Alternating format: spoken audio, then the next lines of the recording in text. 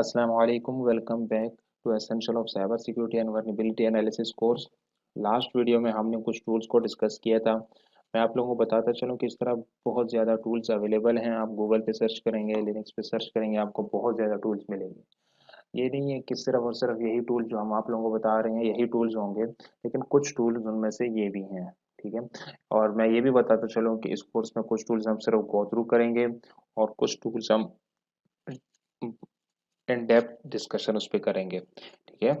लेकिन जब आप एडवांस कोर्सेज में जाएंगे तो वहाँ पे इन टूल्स को हम और भी ब्रीफली देखेंगे। ठीक है। और एडवांस कोर्स में किस तरह आप इनरोल हो सकते हैं, जब आप इस कोर्स को सक्सेसफुली पास करेंगे, इसके एग्जाम को पास करेंगे, तो आपको एडवांस कोर्स में एनरोल कर दिया जाएगा। ठीक है। इसलिए इस कोर्स में सिर्फ हम आपको गो थ्रू कर रहे हैं कि इस तरह के टूल्स होते हैं, लिनक्स में इस तरह काम किया जाता है, इस तरह टूल्स को यूज़ किया जाता है, इस तरह उसकी आउटपुट्स आती है और आउटपुट को किस तरह स्टोर किया जाता है, वगैरह वगैरह। तो आज हम डोमेन नेम सिस्टम डीएनएस पे डिस्कशन करेंगे। उम्मीद करता हूँ कि आप लोग यहाँ तक पहुँचते पहुँचते एटलीस्ट आप लोगों को इसका पता होगा कि ये क्या है, क्या कर रहा होता है। It's convert human readable names into machine readable IP addresses. जिस तरह हमें आईपी एड्रेसेस नहीं याद होती, जिस तरह मुझे गूगल yahoo.com और google.com gmail.com इनके आईपीज याद नहीं होते, मैं सिर्फ क्या करता हूँ कि यूआरएल स्पेस में जो है ना मैं yahoo.com लिख लेता हूँ यूआरएल पे, तो मुझे वो उसकी तरफ रिडायरेक्ट करके जो है ना मेरे साथ yahoo.com सर्वर के साथ कनेक्शन बन जाता है। लेकिन अब मसला यहाँ पे ये है कि ह्यूमन को जो है स्ट्रिंग्स याद होती हैं, जबकि मशीन जो है ना डिजिट्स याद करता है, समझ आती है मशीन को। तो क्या है कि इन दोनों के दरमियान ये गैप आ गया है। तो इस गैप को ख़त्म करने के लिए डीएनएस की सर्विसेज आई हैं। डीएनएस करता क्या है, ह्यूमन रीडेबल एड्रेस को लेता है और उसको रिजॉल्व करके आईपी एड्रेस में कन्वर्ट करके मशीन को दे देता है। मशीन फिर कहते हैं अच्छा इसने फलां सर्वर की तरफ जाना है, तो फलां सर्वर के साथ इसका कनेक्शन एस्टेब्लिश करके आउटपुट उसकी स्क्रीन पे ले आता है। अगर इसकी मैं एग्जांपल दे दूं तो इसकी एग्जांपल इस तरह ले सकते हैं कि ये एक फ़ोन बुक की तरह काम कर रहा होता है। जिस तरह फ़ोन बुक में हम हर नेम के अगेंस्ट उसका फ़ोन नंबर स्टोर करते हैं। ठीक है। तो जिसका फ़ोन नंबर होता है तो हम उसको फ़ौरन कॉल मिला लेते हैं। लेकिन अगर जिसका फ़ोन नंबर नहीं होता हमारे डायरी में, तो हम क्या करते हैं, एक दूसरे से पूछते हैं, उससे फ़ोन नंबर लेते हैं, फ़ोन नंबर लेके उसको कॉल भी मिलाते हैं और उसको स्टोर भी कर लेते हैं। ये थोड़ा सा लेंथी प्रोसेस है। ठीक है। डीएनएस भी इस तरह करता है। डीएनएस के पास पहले वो देखता है कि इस नेम के अगेंस्ट आईपी एड्रेस है। ठीक है तो डायरेक्ट उसको मशीन को फॉरवर्ड करके जो है मशीन को कहता है इसने फला आईपी पे जाना है, तो उसको वहां पे ले जाता है। लेकिन अगर नहीं होता तो फिर वो क्या करता है, एक लंबा चौड़ा चक्कर होता है, उसको घूम कर आता है। पहले रूट के पास जाता है, रूट सर्वर के पास, फिर टॉप लेवल डोमेन सर्वर्स के पास जाते हैं, फिर टॉप लेवल से जो है ना फिर नीचे आते हैं फर्दर सर्वर के पास। तो एट द एंड वो yahoo.com के आईपी फाइंड कर लेते हैं। एक कंप्लीट एक ट्री स्ट्रक्चर है। ये मैं स्लाइड्स में आप लोगों को दे भी दूंगा। ठीक है, आप लोग इनको इस पे खुद भी रिसर्च कर लेना कि किस तरह वर्किंग करते हैं। तो आप लोगों ने अक्सर नोट किया होगा कि लोग जो है ना जब आईपी एड्रेस की सेटिंग करते हैं अपने सिस्टम्स में, तो वो गूगल का डीएनएस देते हैं। क्यों? क्योंकि गूगल अक्सर गूगल पे जो है ना लोग ज़्यादा सर्चिंग करते हैं, मोस्ट यूजिंग सर्च इंजन है। ठीक है। अगर आप खुद अपना बिहेवियर देख लें तो आप जब भी ब्राउजर में जाते हैं तो सबसे पहले गूगल ओपन करते हैं। ठीक है। तो उस पे उनका जो डीएनएस डेटा है, डीएनएस में जो डेटा उनके पास स्टोर हुआ है सर्चिंग डेटा, तो बहुत ज़्यादा है, उनके पास बहुत ज़्यादा आईपी एड्रेसेस हैं डिफरेंट सर्वर्स के और वगैरह वगैरह। ठीक है। तो अगर मैं डीएनएस को गूगल का यूज़ करता हूँ तो मुझे वहाँ से रेजोल्यूशन बहुत जल्दी होगी। लेकिन अगर मैं अपना लोकली डीएनएस यूज़ करूँ तो मेरे डीएनएस पे जो है ना ज़्यादा से ज़्यादा मेरी सर्चिंग हुई होगी। अगर मैं फर्स्ट टाइम yahoo.com पे जाऊँगा तो वो मुझे yahoo.com रिजॉल्व करके देगा उसका आईपी एड्रेस, लेकिन उसमें काफ़ी टाइम लगेगा, डिले थोड़ा सा ज़्यादा होगा। ठीक है। पेज आपको काफ़ी देर बाद लोड होते हुए नज़र आ रहा होगा, तो ये थोड़ा सा फ़र्क होगा उसमें। ठीक है। उसके अलावा डीएनएस जो है वो टीसीपी और यूडीपी यूज़ करता है, लेकिन पोर्ट नंबर उसके लिए 53 यूज़ करता है। सम केसेस पे यूडीपी यूज़ कर रहा होता है, सम केसेस में टीसीपी यूज़ कर रहा होता है। यूडीपी पे कुछ लिमिटेशन है, वो बहुत ज़्यादा बाइट का डाटा ट्रांसफ़र नहीं कर सकते आप यूडीपी में, तो टीसीपी यूज़ किया जाता है। डीएनएस को कहाँ पे टीसीपी की ज़रूरत पड़ती है, जब वो ज़ोन ट्रांसफरिंग कर रहे होते हैं। ठीक है। ज़ोन ट्रांसफर क्या होते हैं उनके अक्सर डीएनएस सर्वर पे जो है ना इंटरनल ऑर्गेनाइजेशन के स्ट्रक्चर के सर्वर्स की रेजोल्यूशन के भी एड्रेसेस पड़े होते हैं। लाइक मैं एक यूनिवर्सिटी की बात करूँ, मैं यूनिवर्सिटी में बैठा हूँ तो हमारी यूनिवर्सिटी में बहुत ज़्यादा सर्वर्स होंगे। एग्जाम का सर्वर होगा, लाइब्रेरी का सर्वर होगा, फैकल्टी वालों का होगा, एग्जामिनेशन ब्रांच वालों का होगा, स्टूडेंट अफेयर्स वालों का होगा, एडमिन वालों का होगा। ठीक है, उसके अलावा और भी सर्वर हो सकते हैं। तो अगर इंटरनली लोग रिजोल्यूशन करते हैं तो उसके लिए जो है ना उन्होंने एक स्ट्रक्चर बनाया होगा और डीएनएस में उसने फाइल रखी होगी, ताकि अगर कोई एग्जाम वाले पे जाना चाहे तो उनको उस आईपी पे, उस सर्वर पे ले जाए। ठीक है, तो अगर मैं इसको एक बात कहूँ, इस तरह हो सकता है जिस तरह हमारे फोन बुक में बहुत ज्यादा फोन नंबर्स होते हैं, लेकिन हम सारे फ़ोन नंबर किसी को शेयर नहीं करते। ठीक है, मेरा फ़ोन नंबर सबके पास होता है, लेकिन मेरे पास जिनके फ़ोन नंबर होते हैं वो शायद सबके पास ना हो। तो ये डीएनएस में भी इस तरह ही होता है कि नेम सर्वर्स पूरी दुनिया को पता होता है, ताकि जो है ना हमारे साथ कनेक्शन एस्टेब्लिश हो जाए लोगों का। ठीक है, लेकिन जो इंटरनल नेटवर्क के इंफ्रास्ट्रक्चर में जितने भी सर्वर्स पड़े होते हैं, उनके जो आईपी एड्रेसेस वगैरह और रिकॉर्ड्स होते हैं वो हाइड होते हैं, लेकिन अक्सर लोगों के मिसकॉन्फ़िगरेशन की वजह से ये इनेबल होते हैं। ठीक है, जिसकी वजह से अगर कोई बाहर से जो है ना डीएनएस की इंफॉर्मेशन गैदर करना चाहे, उनको जोन ट्रांसफर की फाइल भी नज़र आना शुरू हो जाती है। ठीक है, डीएनएस जोन फाइल भी नज़र आना शुरू हो जाती है। तो उससे क्या होगा कि उससे बाहर वाले बंदे को आइडिया हो जाएगा इनके सिस्टम और इनके इंटरनल इंफ्रास्ट्रक्चर का और उनके सर्वर्स का, और उनको डायरेक्ट आईपी एड्रेसेस भी पता मिल जाएंगे, और उनके लिए काम और भी आसान हो जाएगा। तो ये भी एक किस्म की वर्नेबिलिटी है। तो कोशिश कीजिए, अगर ये वर्नेबिलिटी आपको नज़र आ जाए तो फौरन इसको रिपोर्ट किया जाए और फिर इसको जो है ना लिमिट किया जाए। ठीक है, कि सिर्फ और सिर्फ हमारे अपने आईपी एड्रेसेस है उनको ये रिजॉल्व करके दे दे, जोन ट्रांसफर नजर आए और बाकियों को नजर ना आए। तो डीएनएस में जिस तरह फ़ोन बुक में हम लोग तरतीब के साथ एक डाटा स्टोर करते हैं, नेम के आगे उसका फ़ोन नंबर होता है, एड्रेस के आगे उसके घर का एड्रेस होता है, और फिर ऑफिस के ऑफिस के आगे ऑफिस का एड्रेस होता है, ऑफिस फ़ोन नंबर के आगे ऑफिस का फ़ोन नंबर होता है, पर्सनल फ़ोन नंबर के आगे उसके मोबाइल नंबर पर्सनल लगा होता है। तो इस तरह जो है ना डीएनएस रिसोर्स रिकॉर्ड टाइप भी है। ये एक किस्म की फाइल होती है जिसमें डेटा स्टोर हुआ होता है। ठीक है, अगर ए लिखा हो तो ए के आगे जो है ना हमेशा आईपी वर्जन 4 लिखा होगा। अगर 4 टाइम्स ए लिखा होगा तो उसके आगे जो है आईपी वर्जन 6 लिखा होगा। अगर एमएक्स लिखा होगा इसका मतलब कि इसके आगे जितना भी जो डाटा है वो मेल सर्वर से रिलेटेड है। ठीक है, एनएस जो है उसके आगे नेम सर्वर होगा और उसके आगे उसके आईपी एड्रेसेस होंगे। ठीक है, तो ये सिर्फ मैंने चंद स्पेसिफिक यहाँ पे शो किए हैं। आप लोग जो है फर्दर गूगल पे इस पे सर्च करेंगे तो आप लोगों को और भी इस पे डिटेल मिल जाएगी। DNS enumeration is the process of locating all the DNS server and their corresponding records for an organization. DNS enumeration is one of the most popular reconnaissance tasks there is for building a profile for of your target. ठीक है, बहुत ही important step है। अगर आपको DNS से इस तरह की इंफॉर्मेशन मिल जाए, खासकर जोन फाइल, तो फिर आपके पास बहुत ज़्यादा इंफॉर्मेशन हो जाती है। ठीक है, तो अगर आपकी जोन फाइल ओपन है तो दैट्स मीन के जो टारगेट जो अटैकर होगा उसको आपके बारे में बहुत ज़्यादा इंफॉर्मेशन एक छोटे से टाइम में मिल गई है। तो डीएनएस इनोवेशन के काफ़ी टूल्स हैं, यहाँ पे तो बेतहाशा लिखे होंगे, लेकिन मैं इनमें से कुछ जो है परफॉर्म करूँगा, और कुछ जो है आप लोग खुद ट्राई कीजिएगा, क्योंकि सबका तरीका सेम ही है।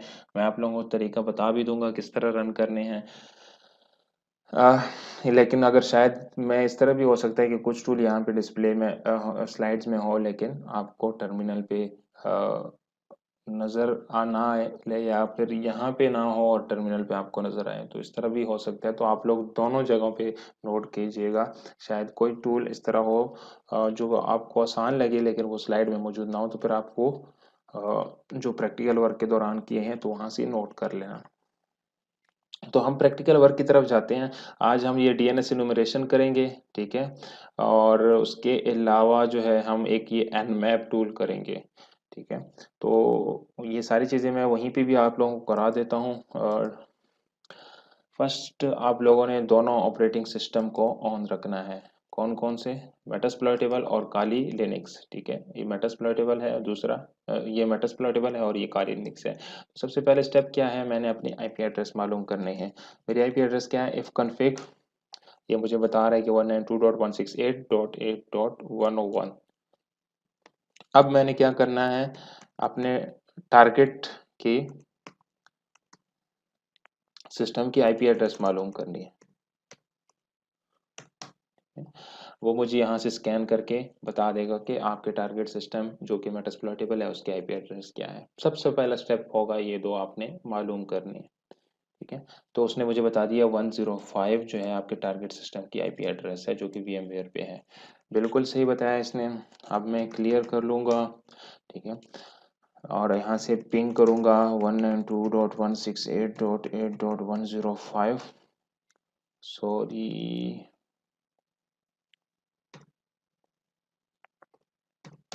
ठीक है, सिस्टम पिंग है यानी system is available, control L से भी क्लियर हो जाता है। ठीक है, सबसे पहले मैं क्या करूँगा, डेस्कटॉप पे जाऊँगा और फिर यहाँ पे मैंने जो फोल्डर बनाया है उसमें चला जाऊँगा। सबसे पहला स्टेप ये है कि मैंने इस कोर्स के लिए एक फोल्डर बनाया डेस्कटॉप पे, वहीं पे सारा काम करूँगा। ठीक है, यहाँ पे इस फोल्डर में अभी तक कुछ भी नहीं है। तो अब सबसे पहले हम डीएनएस को डिस्कस करेंगे। डीएनएस के इस मेरे विंडोज़ में मेरे लिनक्स में कितने टूल इंस्टॉल है, मैं डीएनएस लिखूंगा और टैब दबाऊंगा तो मुझे बता देगा डीएनएस से रिलेटेड ये है, DNS chef, DNS enable, DNS enum, sorry DNS mask, DNS recon. ठीक है, इसमें से कुछ टूल मैं यूज़ करता हूँ। सबसे पहले कौन सा है? DNS recon. एंटर किया तो उसकी हेल्प मेरे पास आ गई है। इसकी हेल्प में क्या कहता है कि अगर -D के आगे आप डी लिखते हैं तो उसके आगे आप टारगेट डोमेन देते हैं तो वो उसकी डीएनएस इंफॉर्मेशन आपको निकाल के देगा। ठीक है, तो हम कंट्रोल L करके इसको इस टूल को इस्तेमाल करते हैं डीएनएस इनम को। अच्छा, यहाँ पे जो है ना ये जोन ट्रांसफर डॉट मी एक साइट है, यहाँ पे फ्री जो है ना फॉर ट्रेनिंग पर्पस के लिए आप इनके डीएनएस सर्वर्स को यूज़ कर सकते हो। तो हम इन्हीं के सर्वर को यूज़ करेंगे ट्रेनिंग पर्पस के लिए। ठीक है, इसको मैंने कॉपी किया और डीएनएस रिकॉन -D और इसको यहाँ पे मैं पेस्ट कर देता हूँ। तो ये यहाँ पे एक्टिविटी परफॉर्म कर रहा है। इसी तरह मैं दूसरे शेल में जो है डीएनएस एनम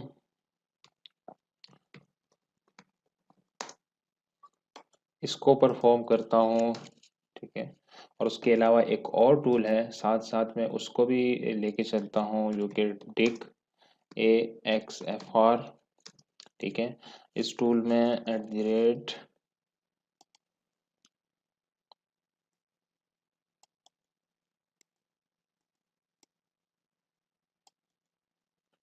कॉपी करूँगा इसको मैं और यहाँ पे paste space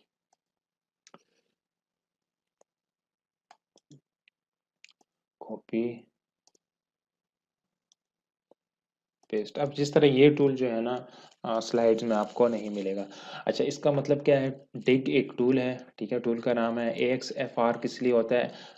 for zone transfer, zone file को निकालने के लिए। ठीक है, और ये उसके आगे मैंने एक नेम सर्वर लिखा है। ठीक है, और दूसरा वो डीएनएस डोमेन का नेम लिखा है। ठीक है, तो इसको भी मैं एंटर करता हूँ। ठीक है, अच्छा, अब सबसे पहले हम फर्स्ट टूल पे आते हैं। फर्स्ट टूल हमारा ये है। ठीक है, इसने क्या इन्फॉर्मेशन निकाली है? ये अथॉरिटी मतलब ये किसका है? ये बेसिकली डीजी निंजा वालों की तरफ से है। ठीक है, इनके नेम सर्वर कौन से हैं? ये एक नेम सर्वर है, ये एक नेम सर्वर ये है, ये बाकी उन्होंने मेल सर्वर उनके निकाल के दिए हैं। ठीक है, अब जब दूसरे टूल पे जाते हैं तो दूसरे टूल ने जो है ना कुछ इन्फॉर्मेशन थोड़ी सी ज़्यादा निकाली है। आप देखते हैं होस्ट एड्रेस क्या है, जो कि जोन ट्रांसफ़र है, और ये उसके नेम सर्वर्स दो बताए हैं, बिल्कुल सही। अब यहाँ पे देखो ए दिया हुआ है तो ए के आगे जो आईपी एड्रेस लिखी दैट्स मीन ये आईपी वर्जन 4 है। ठीक है, और ये जो मेल सर्वर इनके यूज़ हो रहे हैं जो कि गूगल के लोग यूज़ कर रहे हैं, A record that's mean IP version 4 है। ठीक है। और फिर यहाँ पे देखोगे जोन ट्रांसफर जो है ना वो सक्सेसफुली पास हो गया, और जोन ट्रांसफर में जो बाकी इंफॉर्मेशन थी, ईमेल डॉट जोन ट्रांसफर और ये फलां फलां डिफरेंट इंफॉर्मेशन होगी, ठीक है, कुछ सही होगी कुछ गलत होगी शायद, ठीक है। तो ये सारी की सारी इंफॉर्मेशन इसने हमें निकाल के दे दी है। ठीक हो गया। अब फॉर एग्जांपल अगर ये कोई ऑर्गेनाइजेशन होता तो उसमें जो है ना डिफरेंट आईपी सर्वर्स होते हैं, लाइक यहाँ पे होता अटेंडेंस डॉट xyz.edu.pk, ठीक है। और उसके ए का ए रिकॉर्ड लिखा होता है, उसके आगे उसका आईपी वर्जन फॉर एड्रेस लिखा होता, ईमेल डॉट xyz.edu.pk और उसके आगे उसका आईपी एड्रेस लिखा होता, लाइब्रेरी डॉट ये xyz.edu.pk और उसका आगे आईपी एड्रेस होता। तो यहाँ से मुझे इतनी इन्फॉर्मेशन मिल रही है कि फॉर एग्जांपल उनके एग्जाम सर्वर है, अच्छा उनका एक लाइब्रेरी सर्वर है, एक मेल सर्वर है, और उनके ये आईपी एड्रेसेस हैं। तो ये मुझे डायरेक्ट इन्फॉर्मेशन जो है ना उनके इंटरनल इंफ्रास्ट्रक्चर का भी पता चल जाता है इस तरह से, ठीक है। तो डिग जो है ना, डिग भी बहुत मज़ेदार किस्म का टूल है, ठीक है। ये भी आपको यही सारी इन्फॉर्मेशन निकाल देता है, लेकिन ये थोड़ा सा और एक सेंसिबल फॉर्म में निकाल रहा होता है। जिस तरह आपने यहाँ पे देखा होगा, तो यहाँ पे इसने जो इन्फॉर्मेशन निकाली है, लेकिन इसका देखो यहाँ पे कैसियो लिखा हुआ है, ठीक है, एच इन्फो जो कि कैसियो लिखा हुआ है। लेकिन अगर यहाँ पे देखूँ तो यहाँ पे आप लोग देखोगे कैसियो FX700G विंडोज XP, ठीक है। तो यहाँ पे कोई ये विंडोज की इंफॉर्मेशन दे रहा है, उसके यूजर नेम वगैरह की इंफॉर्मेशन मिल रही है मुझे, ठीक है। तो ये टेक्स्ट फाइल है, उस टेक्स्ट फाइल में ये लिखा हुआ है, ठीक है। तो इस तरह की इंफॉर्मेशन आपको यहाँ से गैदर हो सकती है जोन ट्रांसफर से, ठीक है। तो ये बहुत इंपॉर्टेंट इंफॉर्मेशन होती है, इसको कोशिश की जाए कि डिसेबल रखी जाए, ठीक है। अच्छा, ये हमारे डीएनएस इनुमरेशन से था, ठीक है। एक और मजे की बात कि अगर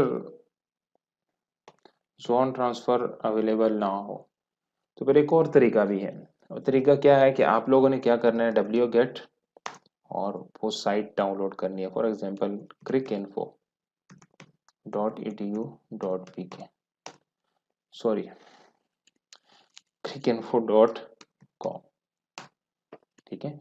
ये साइट जो है ना ये डाउनलोड हो जाएगी आपके वीए के फोल्डर में। जब ये साइट डाउनलोड हो जाएगी तो आप इस साइट को ओपन करेंगे तो इसमें से आप सब डोमेन्स एक्सट्रैक्ट कर सकते हो, ठीक है। लाइक फॉर एग्जांपल कोई होगा होम का पेज होगा, कोई होगा अबाउट का होगा, या उसमें कोई इन्होंने बनाया होगा, लाइक पीएसएल का बनाया होगा, एक बनाया होगा आईपीएल का बनाया होगा, टेस्ट मैचेस का होगा, और उसके अलावा वो ओडीआई मैचेस का होगा, ठीक है। तो ये सारे इसकी शायद सब डोमेन्स हों, तो ये डोमेन्स आप निकाल सकते हो, जिस तरह odi.cricinfo.com, test.cricinfo.com, तो ये सारे सब डोमेन्स आप एक्सट्रैक्ट कर सकते हो इसमें से ऑफलाइन ही।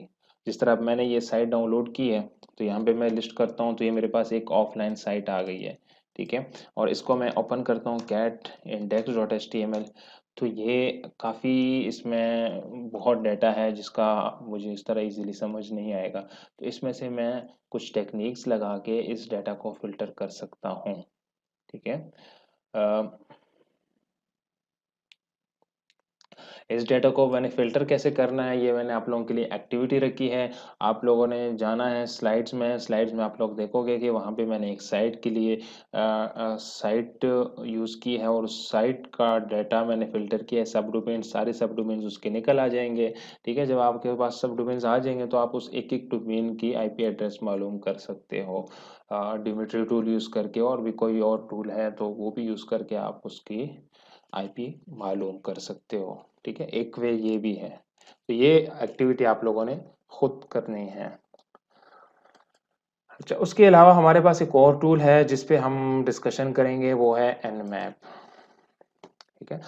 नेटवर्क मैपिंग बहुत ही ज़बरदस्त किस्म का टूल है। अगर मैं एंटर करता हूँ तो इसमें मुझे बेतहाशा इसकी फंक्शनैलिटीज़ हैं, वो आप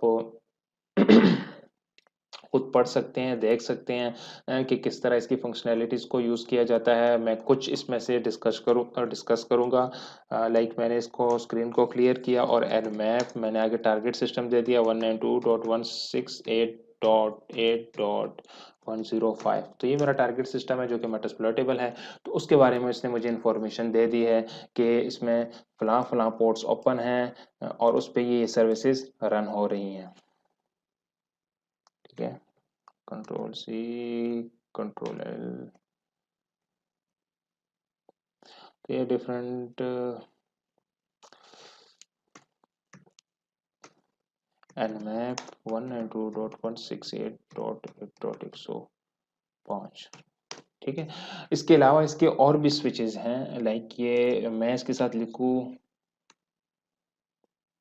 कंट्रोल एल करके, इसके आउटपुट के साथ मैं लिखूं nmap 192.168.8.105 -SV। अगर सिर्फ मैं ये एंटर करूंगा तो ये मुझे सिर्फ उसके वर्जन्स का बताएगा कि इसमें कौन कौन से जो सर्विसेज पे जो सर्विसेज रन हो रही हैं उनके वर्जन क्या है।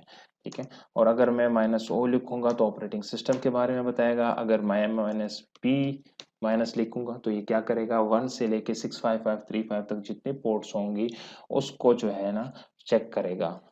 ठीक है, और अगर मैं चाहता हूं कि ये सारी की सारी आउटपुट मेरी एक फाइल में सेव हो जाए तो कैसे सेव होगी, ग्रेटर के साइन से। ठीक है, और अगर मैं डबल ग्रेटर डालूंगा तो इसका मतलब ये होगा कि अगर उस फाइल में ऑलरेडी कुछ मौजूद है तो ये साथ अपेंड हो जाए। तो अगर मैंने ग्रेटर साइन डाला और यहाँ पे मैंने लिखा कि nmap.txt, तो मेरे इस लोकेशन पे, सॉरी पहले लोकेशन को चेंज करते हैं, cd डेस्कटॉप va। ठीक है, और अब मैं लिखता हूँ nmap target system IP 168.8.105 -SV -O -P। ठीक है, अच्छा ये स्विचेस जो है इसको आप पहले लिख के nmap से आईपी से या बाद में लिखे डजंट मैटर। कुछ स्विचेस आप पहले लिख लें तो भी कोई फर्क नहीं पड़ता, लेकिन nmap के बाद लिखना है क्योंकि टूल है और टूल के बाद आगे फर्दर इंस्ट्रक्शंस हैं। तो आप अगर टूल से पहले इंस्ट्रक्शन लिख लेंगे तो कमांड लाइन को समझ नहीं आएगा कि ये क्या कहना चाह रहे हैं। और अगर मैंने ये सारी फाइल आउटपुट में जो है टेक्स्ट फाइल में सेव करनी है तो उसके लिए मैं क्या करूँगा, nmap.txt, तो मेरे इस लोकेशन पे एक टेक्स्ट फाइल बन जाएगी। याद रखिएगा 1 ग्रेटर साइन डालेंगे तो इसमें फाइल में जो पड़ा होगा उसको रिप्लेस कर देगा और ये नई आउटपुट आ जाएगी। और अगर इस फाइल में कुछ नहीं कुछ है और आपने डबल ग्रेटर साइन लगाया तो उसके साथ अपेंड हो जाएगा, उसके साथ नीचे इसकी भी आउटपुट आ जाएगी। ठीक है, अब ये काफ़ी टाइम लेगा तो एक चीज़ मैं जो मिस कर रहा था उसको डिस्कस कर लेता हूँ। जो कि मैंने आप लोग को वेबसाइट डाउनलोड करके उसकी फिल्टरिंग का बताया है, उसमें कुछ टूल यूज़ हो रहे हैं। एक टूल क्या है, ग्रेप है। ग्रेप बेसिकली किस लिए यूज होता है, फिल्टरिंग के लिए यूज होता है। ठीक है, लाइक मेरे पास यहाँ पे सीडी डेस्कटॉप पे एक फाइल है डेटा के नाम से। तो अगर मैं उसको कैट के साथ देखना चाहूँ, कैट इज यूज कंटेंट, इसमें क्या है, कैट फॉर कंटेंट। ठीक है, तो अगर मैं डेटा में देखना चाहूँ कि क्या कंटेंट है तो उसमें ये कंटेंट पड़ा हुआ है। ठीक है, और अगर मैं कहूँ कि कैट डेटा और ये साइन डाल के मैं लिखता हूँ ग्रेप, ठीक है, अली, तो ये क्या करेगा कि इसके डाटा में जो इसका डाटा ये है, इसमें जो अली वाली लाइन है उसको ग्रैब करे, उसको सिर्फ फिल्टर करे। तो आप लोग देखोगे सिर्फ और सिर्फ अली वाली लाइन आ जाएगी। और ये डाटा अगर मैं ग्रेटर साइन के साथ किसी ls.txt के साथ सेव करूँ तो सिर्फ और सिर्फ उसमें कौन सी आउटपुट अब आएगी, ये आएगी। ठीक है, अच्छा ये काम कैसे करता है, पहली वाली जो कमांड है इसकी आउटपुट दूसरे वाली कमांड की इनपुट बन जाती है, और फिर जो दूसरे वाली कमांड है इसकी जो आउटपुट है वो रिजल्ट बन जाता है। और वो रिजल्ट क्या था, ये था। यहाँ पे पहली कमांड थी, इसकी आउटपुट ये थी, इसकी आउटपुट को यूज करके इसने जो है ना फिर ये आउटपुट दिया और ये आउटपुट हमारी फाइनल रिजल्ट है। ठीक है, आई थिंक सो आप गेट कर रहे होंगे। ठीक है, अगर मैं कहता हूँ फॉर एग्जाम्पल के कैट डेटा और यहाँ पे पाइपलाइन लगा लो दैट्स मीन ये पैरेलल में कमांड चल रही हैं, और मैं कह देता हूँ हेड -3, तो ये क्या करेगा कि इस डेटा में जो पहली 3 लाइनें हैं सिर्फ उसको प्रिंट करके देगा मुझे, ठीक है। और अगर मैं कह दूं कि टेल -2, तो अब क्या है कि इसकी आउटपुट, इसकी इनपुट यूज हुई और इसकी इनपुट ने जो है पहले 3 लाइनें निकाली तो वो उसकी आउटपुट बनी, ठीक है। ये इसकी आउटपुट बनी, अब ये इसकी आउटपुट जो है ना फर्दर नेक्स्ट की इनपुट बनेगी। अब ये नेक्स्ट वाला जो है ना, अब इस इनपुट में से टेल का मतलब है लास्ट 2 लाइंस निकालेगा, हेड का मतलब टॉप 3 लाइंस, अब टेल का मतलब लास्ट 2 लाइंस। अब ये टेल जो है ना कैट वाले से नहीं बल्कि इसके आउटपुट से लास्ट 3 लाइंस निकालेगा, लाइंस निकालेगा। तो आपने देखा कि इजाज और इजार लास्ट 2 लाइंस आ गई हैं। ये आप किसी टेक्स्ट फाइल में भी स्टोर कर सकते हैं, और जो आपकी चॉइस हो, जिस तरह आप स्टोर करते हैं डेटा को उस तरह आप इसको स्टोर करें, ठीक है। तो ये कमांड्स आपको शायद हेल्पफुल होंगी वो wget वाले एक्टिविटी में, तो इसको भी नोट कीजिएगा अपने साथ कि ये काम किस तरह करती है। तो हम आते हैं अपने पास, अब ये वापस नॉर्मल पोजीशन पे आ चुका है, दैट्स मीन कमांड कंप्लीट हो गई है।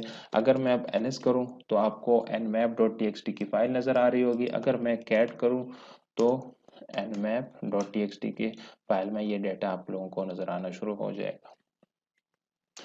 अब अगर मैं स्टार्ट से बताऊं तो स्टार्ट में हम इंफॉर्मेशन गैदरिंग में डिफरेंट टेक्निक्स के थ्रू हमने आईपी मालूम की, फिर आईपी के बाद हमने देखा कि कौन कौन से सर्विसेज अवेलेबल है, कौन कौन से पोर्ट्स अवेलेबल हैं वो मालूम किया, और फिर उन पोर्ट्स पे जो है ना जो सर्विसेज रन हो रहे हैं उनके वर्जन क्या है। तो ये डिफरेंट वर्जन्स हैं, हम अब इस डिफरेंट वर्जन्स की वर्नेबिलिटीज़ देखेंगे कि अब इनकी वर्नेबिलिटीज़ क्या है, क्या ये अप टू डेटेड वर्जन इस्तेमाल कर रहे हैं या कोई वर्नेबल वर्जन इस्तेमाल कर रहे हैं, ठीक है। अगर वर्नेबल वर्जन इस्तेमाल कर रहे हैं तो हम इनको रिपोर्ट करेंगे और इनको बताएंगे कि आप लोग जो है ये जो सिस्टम यूज़ कर रहे हो इसमें वर्नेबिलिटीज़ हैं, और आप इसको इस स्टेप के साथ पैचअप कर लें, ठीक है। तो वर्नेबिलिटी फाइंड करने का क्या तरीका है, 2-3 तरीके हैं, लाइक मैं आप लोगों को 2-3 टूल्स हैं वो बता देता हूँ। मैं पहले एक काम ये करता हूँ कि इसको ओपन करके यहाँ पे जो nmap वाली फाइल है उसको मैं यहाँ से ओपन करता हूँ टेक्स्ट डॉक्यूमेंट में कंट्रोल L के साथ। एक सोल्यूशन ये है कि आपके लिनक्स में भी एक डेटाबेस है सर्चस्प्लॉइट के नाम से, ठीक है।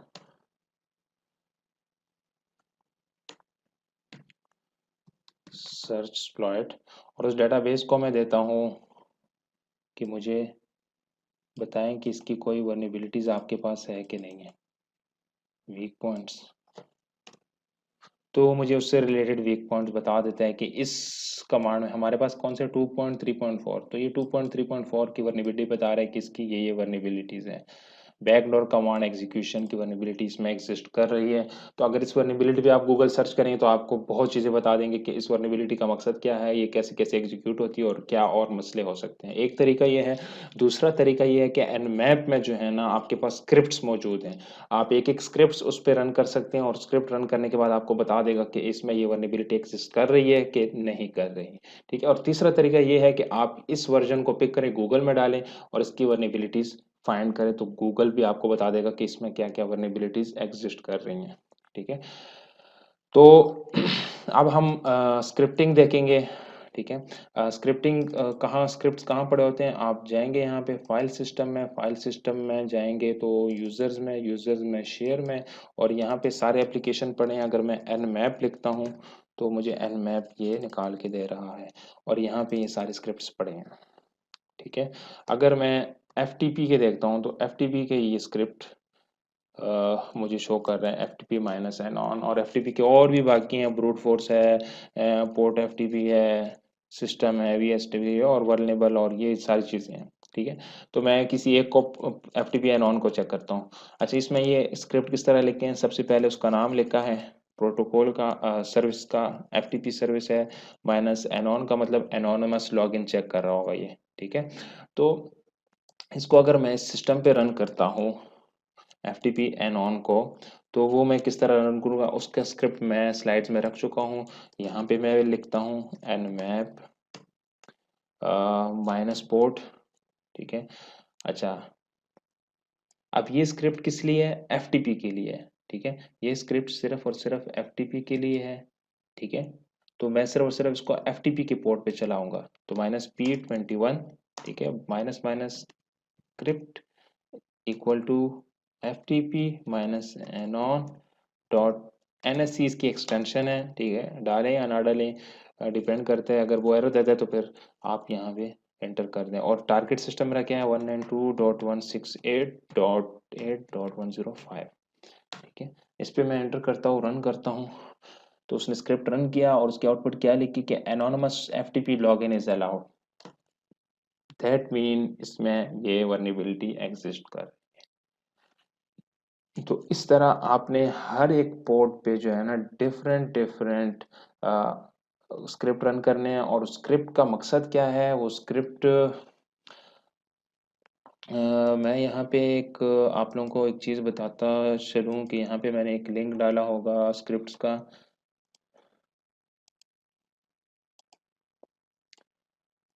ये एक्टिविटी में मैंने स्क्रिप्ट का लिंक डाला है। अगर मैं इसको कॉपी करता हूँ यहाँ से और यहाँ पे दोबारा वापस आके मैं यहाँ पे इसको वेबसाइट में पेस्ट करता हूँ, पेस्ट एंड गो, ठीक, मुझे एक साइट की तरफ रेफर कर देगा। तो ये स्क्रिप्ट का मकसद क्या है वो आपको यहाँ से इस साइट से भी पता चल जाएगा, ठीक है। ये साइट लोड होती है तो यहाँ पे जो है ना जितनी भी Nmap के स्क्रिप्ट्स हैं उनके डेफिनेशंस पता है, उसको रन कैसे करना है और वो सारी डिटेल्स पता है। मैं अगर कंट्रोल F करता हूँ और FTP माइनस एनो, तो ये आ गया है। Check if FTP server allow anonymous login कि नहीं, और फिर इस पे जब मैं डबल क्लिक करूंगा तो इसकी फर्दर डिटेल्स मुझे पता चल जाएगी। तो अब आप लोगों ने क्या करना है कि आप लोगों ने जो सर्विसेज यहाँ पे फाइंड हो चुकी हैं इसमें से कोई अच्छी सी ढूंढ लेना जो आपको जिस पे ज्यादा ग्रिप हासिल हो। मतलब SSH का पता है, टेलनेट का पता होगा आप लोगों को, HTTP का पता होगा, ये निकालना है और उसकी सर्विसेज देखनी है कि ये लोग कौन से वर्जन को यूज कर रहे हैं। For example HTTP Apache HTTPD 2.2.8 को यूज कर रहे हैं, तो इसकी वर्नेबिलिटी एक तो आप सर्च प्लॉट पे भी देखेंगे, दूसरा क्या कि उस पर स्क्रिप्ट रन करें।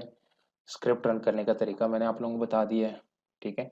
तीसरा क्या है कि आप इसको गूगल पे सर्च करें, गूगल पे भी आप देख सकते हैं कि इसमें क्या क्या वर्नेबिलिटी एग्जिस्ट कर रही है। तो और अगर आपको स्क्रिप्ट का पता नहीं है तो फिर आप यहाँ पे इस साइड पे जाएं और यहाँ पे देखें कि स्क्रिप्ट का मकसद क्या है, इसकी आउटपुट वगैरह कैसे आएगी और इसको रन कैसे करना है, ठीक है। तो इस पे FTP देखिए। अब लेट्स सी देखते हैं FTP 192.168.8.105, मैंने एंटर किया तो मेरे से यूजर नेम पूछ रहा है, एनोनिमस एंटर कर लेते हैं।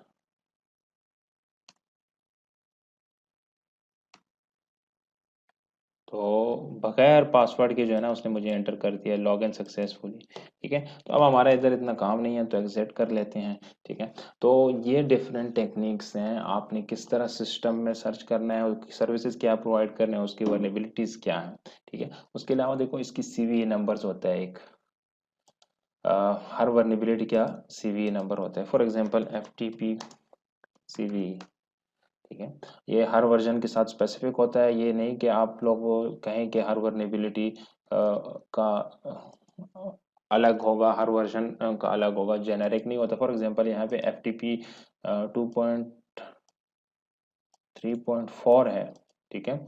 और इसके अगर मैं CVE नंबर देखना चाहूँ तो CVE, तो वो मुझे इसके बारे में बता देगा। अच्छा ये देखो ये FTP के डिफरेंट CV क्या होता है, कॉमन वर्नेबिलिटी एंड एक्सपोजर, ठीक है। इसमें क्या होता है, पहला CV लिखा होगा डैश माइनस 2020, तो ये उस ईयर में ये वर्नेबिलिटी आई है, फाइंड आउट हुई है। माइनस ना इसके आगे जो कोड लिखा होगा ये यूनिक कोड होता है, हर वर्नेबिलिटी को असाइन हो रहा होता है, ठीक है। तो हर जो भी वर्जन के अगेंस्ट जो वर्नेबिलिटी फाइंड होती है उसका CVE नंबर जो है जनरेट हो जाता है, और आप फिर वो जो है अपनी रिपोर्ट में भी मेंशन करते हो कि फलां CVE नंबर की वर्नेबिलिटी इसमें एग्जिस्ट कर रही है। तो फिर जिसकी जो ऑनर है इस सिस्टम का वो उस वर्नेबिलिटी CVE नंबर पे जाता है और देखता है कि अच्छा ये वीकनेसेस हैं हमारे सिस्टम में, ठीक है। तो ये CVE नंबर बहुत इंपॉर्टेंट होता है जब आप रिपोर्टिंग कर रहे होते हैं, क्योंकि आपने सब कुछ फाइंड कर लिया और बाद में जो है आप जब उनको रिपोर्ट देते हो तो उसमें एक आप CVE नंबर देते हो कि ये प्रॉब्लम है और फिर उसका सोल्यूशन भी बताते हो, ठीक है। और सॉल्यूशन जिस तरह ये है, फॉर एग्जांपल ये एक वर्नेबिलिटी है कि allows remote authentication user to cause और डिनायल ऑफ सर्विस। ठीक है, तो ये किस्म की वर्नेबिलिटी है। ठीक है, और इसकी वर्नेबिलिटी किस किस में एग्जिस्ट कर रही है, तो ये 0.0 वर्जन से लेके 2.3.2 तक जो है ना ये एग्जिस्ट कर रही है। ठीक है, तो ये जो है बेसिकली इस सर्विस में ये प्रॉब्लम है। ठीक है, तो आपने क्या करना है कि इससे जो है ना अपडेटेड वाला सिस्टम इंस्टॉल करना है। जो अपडेटेड वाला सिस्टम होगा तो उसमें ये वर्नेबिलिटी जो है ख़त्म हो चुकी होगी, उन्होंने इस बग को रिमूव किया होगा। ठीक हो गया। तो ये एक वे है जिस तरह आप जो है अपने सिस्टम्स में अपने जो नेटवर्क में सर्वर्स वगैरह पड़े हों या जो आपको टास्क मिल जाए वर्नेबिलिटी असेसमेंट का, तो आप इस तरह डिफरेंट वे से वर्नेबिलिटी असेसमेंट कर सकते हो। ठीक है, अ, आज हमने क्या देखा, हमने डीएनएस इनोवेशन की है और फिर डिफरेंट तरीकों से अगर हमें जोन ट्रांसफर मिल जाए, नहीं तो हम वेबसाइट से किस तरह इनोवेशन करते हैं वो देखा है। उसके बाद हमने एनमैप टूल चलाया है और एनमैप के बाद हमने एनमैप को यूज़ करके स्क्रिप्टिंग भी की है। ठीक है, तो ये स्क्रिप्टिंग के बाद हमें किस तरह रिजल्ट मिलता है वो भी हमने देखा है और उसको हमने चेक भी किया है। ठीक है, तो जब हमें स्क्रिप्ट में पता चल जाए, यहाँ तक भी हमें पता चल जाए कि एनोनिमस लॉगिन अलाउड है इसमें, तो हमने फौरन जो है नेटवर्क एडमिनिस्ट्रेटर को रिपोर्ट कर देना है कि आपके सिस्टम में ये मसला है। ठीक है, thank you so much for watching, इंशाल्लाह सी यू इन नेक्स्ट वीडियो।